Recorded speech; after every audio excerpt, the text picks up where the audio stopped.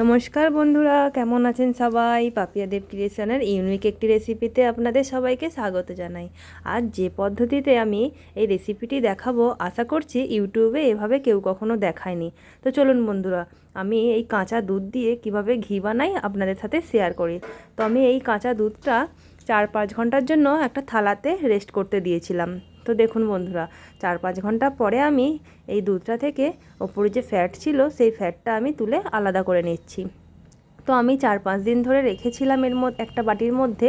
তো আবার আজকেও এই দুধটা থেকে ফ্যাটটা তুলে নিয়ে আমি এইভাবে তুলে নিয়ে বাটির মধ্যে রাখছি। আশা করছি এইভাবে কেউ আপনাদের দেখায়নি। তো এইভাবে কিন্তু অনেকটা পরিমাণে ঘি পাওয়া যায়। তো দুধের সর তুলে তো সবাই ঘি তৈরি করে, কিন্তু এই কাঁচা দুধের ঘি কম মানুষই তৈরি করতে জানে। তো আপনারাও শিখে নিন এইভাবে কীভাবে আপনারা কাঁচা দুধ থেকে ঘি তৈরি করবেন। তো এইভাবে আমি ফ্যাটটা তুলে নেওয়ার পর দুধটা কিন্তু আলাদাভাবে গরম করে রেখে দিয়েছিলাম এবং সবাইকে খেতেও দিয়েছিলাম। তো এভাবে দুধটাও পাওয়া যায়, আর এ থেকে যে ফ্যাটটা আমি সেই ফ্যাটটা থেকে আমি ঘিটাও পাবো। তো চলুন বন্ধুরা, এই ফ্যাটটা নেওয়ার পর আমি কি করি দেখুন। তো একটা বাটিতে আমি ঢেলে নিচ্ছি। তো ঢেলে নেওয়ার পর আমি এটাকে ভালো করে যেরকম বেসন ফেটে সেরকম করে ফেটে নেব।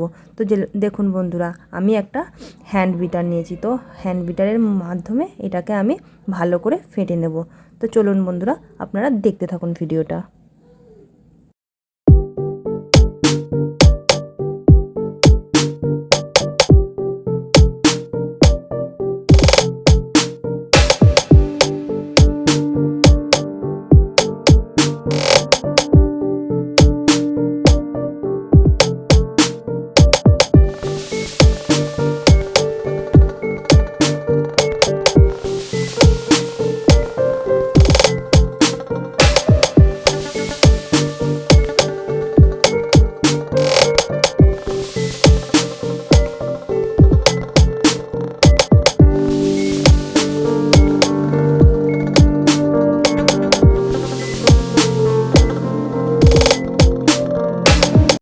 তো বন্ধুরা, আমি এভাবেই কিন্তু অনেকক্ষণ ধরে ফেটছি। দেখুন বন্ধুরা, আমার ব্যাটারটা হালকা গাঢ় হয়ে এসছে।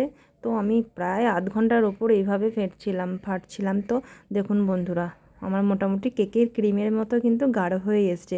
এটা থেকে কিন্তু বাটারটা আলাদা হয়ে যাবে এবং বাটার মিল্কটা আলাদা হয়ে যাবে। তো দেখতে থাকুন বন্ধুরা, এভাবেই আমি ফেটে নিই।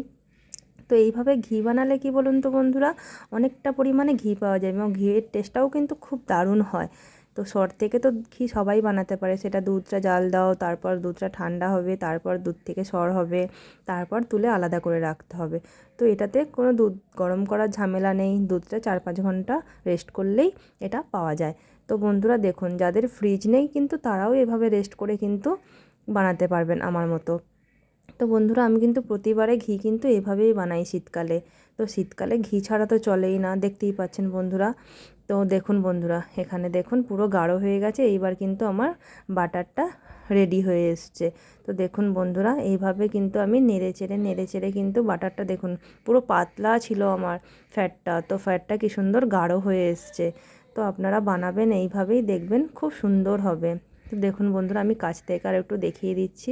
পুরো এরকম থকথকে টাইপের হয়ে গেছে।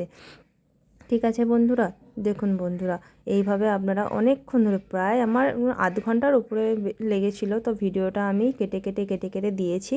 তো আপনাদের বেশি সময় নষ্ট করিনি। তো এইভাবেই ঘুরিয়ে আমি এটা বাটারটা বার করে নিয়েছি। তো দেখতে থাকুন বন্ধুরা, তারপর আমি আসছি। তো দেখুন বন্ধুরা, এই দেখুন বন্ধুরা, আমার বাটার মিল্কটা রেডি হয়ে গেছে এবং বাটারটাও রেডি হয়ে গেছে। তো দেখুন কীরকম জল কেটে গেল।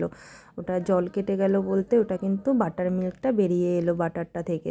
তো ওই বাটার মিল্কেরও একটা রেসিপি আমি আপনাদের সাথে শেয়ার করব যদি আপনারা চান।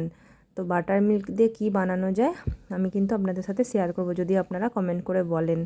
তো এই দেখুন বন্ধুরা, আমি এই বাটারটাকে এবার জলের মধ্যে দিয়ে ধুয়ে নেব, কারণ এটা শুধু কড়াইতে দিলে, গরম করলে কড়াইয়ের গায়েতে লেগে যেতে পারে।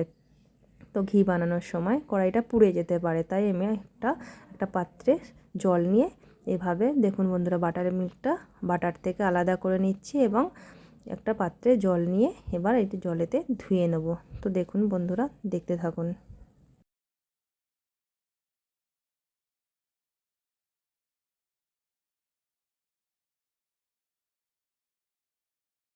তো আমি জলের মধ্যে দেখুন বন্ধুরা এভাবেই নেড়েচেড়ে ভালো করে ধুয়ে নিচ্ছি। তার কারণ হলো ওই বাটার মিল্ক অবস্থাতেই কড়াইতে দিয়ে দিলে না কড়াইটা পুড়ে যায়, আর পুড়ে গেলে ভালো লাগে না, কালো কালো হয়ে যায় বেশি। তো দেখুন বন্ধুরা এভাবেই কিন্তু আমি ভালো করে ধুয়ে নিলাম। দেখুন কি সুন্দর জলের মধ্যে ভাসছে, কত সুন্দর দেখুন বাটারটা, দেখতে পেয়েছেন বন্ধুরা, খুব সুন্দর আর সফট নরম। তো এভাবেই আমি ভালো করে নেড়ে চেড়ে ধুয়ে নিচ্ছি। ধুয়ে চলুন কড়াই দিয়ে দিই। দেখুন বন্ধুরা, দেখুন আমি কড়াইয়ের মধ্যে দিয়ে দিলাম। তো এবার আমি গ্যাসটা অন করে দেব। তো গ্যাসটা অন করে দেওয়ার পর দেখুন বন্ধুরা কি সুন্দর গলে যাচ্ছে পুরো ঘিটা, দেখুন কত সুন্দরভাবে গলে যাচ্ছে। তো বন্ধুরা এভাবেই কিন্তু আপনারা বাড়িতে বানাবেন। কারো বাড়িতে যদি 500 mlও দুধ থাকে, তো যদি দুধ বেশি নাও থাকে, আপনারা 7 দিনের ফ্যাটটা জমা করে একদিন করতে পারেন। দেখবেন বন্ধুরা খুব সুন্দর লাগবে। দেখুন বন্ধুরা এভাবেই কিন্তু ঘিটা কত সুন্দর গলে যাচ্ছে, এবং দেখুন আমি নেড়ে চেড়ে দিচ্ছি খুন্তি দিয়ে। এবার কিন্তু আমি সব সময় নাড়তে থাকবো ঘিটা, কারণ নইলে নিচেতে যে কালো অংশটা বের হবে সেটা নিচেতে কড়াইতে লেগে যেতে পারে।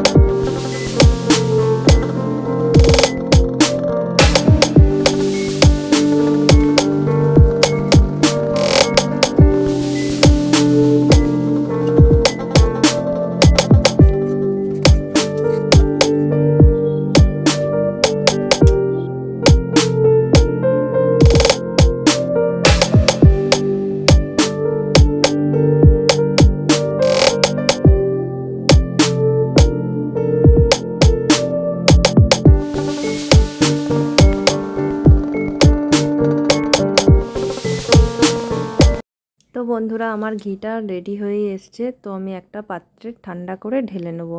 চলুন বন্ধুরা ঢেলে দেখাই। তো দেখুন বন্ধুরা আমি কাঁচের পাত্রে কতটুকু আমি বাটার থেকে দেখুন কতটুকু ঘি পেয়েছি, প্রায় অনেকটাই ঘি হয়েছে। তো আমি এই ঘিটা দেখতে পাচ্ছেন কাঁচের বয়ামে রেখেছিলাম দুদিন আগে। তো আমি আবার দুদিন পর আবার এই ঘিটা বানালাম। তো একই পাত্রেই রাখবো আমি। চলুন বন্ধুরা ঘিটা ঠান্ডা হয়ে গেলে, জমে গেলে কীরকম দেখতে হয় আপনাদের সাথে একটু শেয়ার করে নিই। তো দেখতেই পাচ্ছেন বন্ধুরা কত সুন্দর কালারটা এসছে ঘিয়ের। তো এই ঘিটা পুরো লোভনীয়। তো বন্ধুরা ভিডিওটা কেমন হয়েছে অবশ্যই বলবেন কমেন্ট। আমার ভিডিও যদি আপনাদের ভালো লাগে অবশ্যই লাইক শেয়ার কমেন্ট করবেন, এবং আমার চ্যানেলটিকে সাবস্ক্রাইব করে আমার পাশে থাকবেন। ততক্ষণ ভালো থাকবেন, সুস্থ থাকবেন। দেখা হচ্ছে পরের ভিডিও।